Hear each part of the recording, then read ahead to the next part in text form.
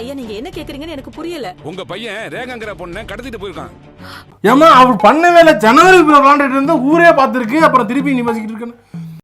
ஐயோ ஐயா என் பையன் அப்படிலாம் பண்றவே இல்லைங்க ஐயா. அம்மா பொண்ணோட அப்பா கம்ப்ளைண்ட் கொடுத்துக்காருமா. இப்பதான் சார் பண்ணாது. நான் பண்ணவே இல்லை சார். என்ன பண்ணாது இவனை மட்டும் பண்ணி விடுங்க. நான் பாட்டுக்கு போயிருப்பேன்ல. இல்ல சார். டேய் அந்த பொண்ணு கூட பழகி இருக்க, லவ் பண்ண சொல்லி டார்ச்சர் கொடுத்துருக்க.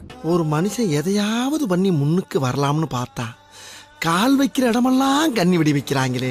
கடத்திருக்க அந்த பொண்ணு என்ன பண்ண? உயிரோட இருக்கறா இல்லையா? ஐயா நான் ஒண்ணும் பண்ணல சார். நீ ரொம்ப ஓவரா போயிட்டு இருக்க. என் பொறுமைக்கு ஒரு அளவு இருக்கு. உன்னை இறக்கப்பட்டு விட்டுட்டு இருக்கேன்டா. ரேகா வரவிடாம தடுத்துட்டு இருக்காரு. ஏண்டா பொண்ணையும் கடத்திட்டு அவங்க அப்பா மேல திருப்பி விட பாக்குறியா? இத வந்து சுதார் பார்த்துட்டு இது எப்படின்னு 2 மணி நேரம் நான் உட்கார்ந்து கேட்டேன். என்ன மச்சான் நம்ப மாட்டேங்கிறாரு. சார் கொஞ்சம் சொல்றத கேளுங்க சார். சார் நான் ஏன் சார் கட்ட போறேன்? பூச்சி எரிஞ்சிருச்சு, வெயில்ல பட்டுருச்சு, ஃப்ளக்ஸ் ஆகி வயர் பட்டுருச்சு அப்படின்னு ஏதாவது போட்டு கதையை போட்டுற வேண்டியதானே. முதல்ல என்னாச்சுன்னு சொல்லுமா. சத்தியமா போலீஸ் வந்து புடிச்சிட்டு போயிட்டாங்கடி. முடியாது சார்.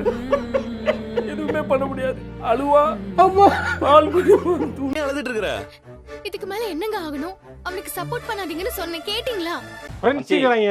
ஏய் சப்போர்ட்டே ஒண்ணும் கிடையாது. எதுக்குடா நீங்க எல்லாம் ஃப்ரெண்ட்ஸா இருக்கீங்க? அதுக்கு நான் தான் அவன அப்படிலாம் நான் விட்டுற மாட்டேன். சத்யா அந்த ஆள்கிட்ட போய் பொண்ணு கேட்டான்ல, அந்த ஆள் யோசிச்சு சொல்றேன்னு சொல்லி வேலையை கட்டி விட்டு போட்டே அவ்வளவு நன்றியோட இருக்கு. மனுஷங்க அப்படி இருக்கீங்களா? ஏன்டா அப்படி இருக்கீங்க? ஏன்டா அப்படி இருக்கீங்க? ஏய் நான் தான் ஆரம்பத்துல இருந்தே சொன்னேன் இல்லங்க, அவங்க சத்யாவை என்ன வேணாலும் செய்வாங்கன்னு. நீங்க கேட்டிங்களா? டேபிள்ல கெஞ்சி கேக்குற. முடிச்சிட்டு போ.